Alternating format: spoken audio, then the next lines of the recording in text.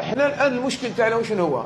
ان كثير من الناس يحب يتوب، راهو حاب يتوب، يقول لك ما قدرتش نتوب، اعطيني دوافع التوبه.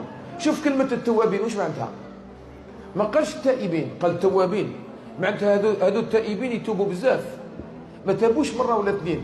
معناتها هذو التائبين راهم يتوبوا يعاودوا يولوا يذنبوا، يزيدوا يتوبوا يزيدوا يذنبوا. حنا عندنا بالنسبه لنا في المصطلح الجزائري هذو ناس منافقين.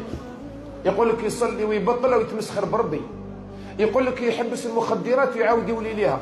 هذا انسان منافق. لا، هذا انسان مليح، هذا انسان عند الله عز وجل هو يرفع ربي من قيمته. لان الحياء من الله عندما تريد ان تتوب مذموم، لازم تستحي من الله. كي تكون راح تذنب تما تستحي من الله، بصح كي تحب التوب روح لعنده وما تستحيش منه سبحانه وتعالى. ولذلك شوف سبحان الله، ربي واش قال؟ ان الله يحب التوابين اللي كثروا من التوبه. مادام يتوب يجي نهار يستحي من روحه يولي ما يديرش الذنوب، مادام راهو دائما يكرر من التوبه. فنحن دائما مطالبون اننا نكثر من التوبه. شوف التوبه اذا دخلت في الانسان يتوقف عن كل حرام يرتكبه مهما كان الحرام. اذا كان تاب كل واحد فينا اعلم بذنبه. ومن اعظم الناس اليوم وابعد الناس عن الله شكون؟ انسان فقد عقله، انسان حياته كلها في المسكرات والمخدرات، كلها حياته عمره ما كان حاضر بعقله. وهذا مشكل عظيم، هذا انسان معطل عن الحياه. هذا لازم يتوب الى الله توبه نصوحه. وهذا التوبه كيفاش باش نتوبوها احنا السؤال يسالوه لنا الناس تاع المخدرات، واش يقولوا لنا؟ يقول لي انا حبيت نصلي وحبيت نحبس المخدرات، وش هي الخطوات اللي لازم نديرها؟ التوبه لازم لها اسباب، التوبه عندها اسبابها.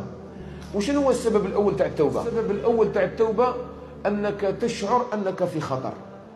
واحد ما راهوش يشعر بانه في خطر، راه يقول لك انا المخدرات بالنسبه لي مليحه، ماهوش فاهم المخدرات واش هي، ما راهوش فاهم الطريق اللي راهو فيها.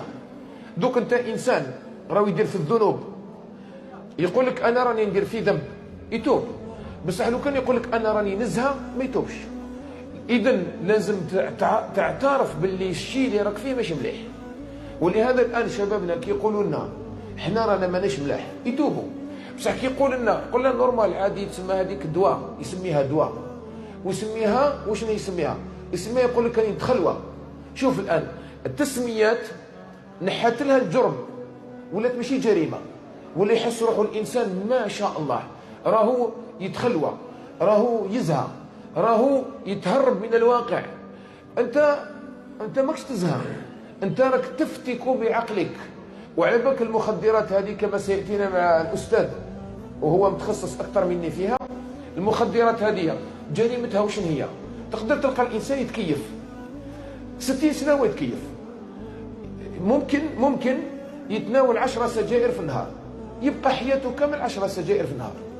بصح واحد يتناول المخدرات يبدا ب50,000 تخلص عليه ب2 ملايين في النهار. يعني يبقى يتطور حتى يلحق الواحد المرحله يعيطوا لها مرحله اللا رجوع، نسال الله السلامه والعافيه. وهذه المرحله يا اخواني، مرحله اللا رجوع هذه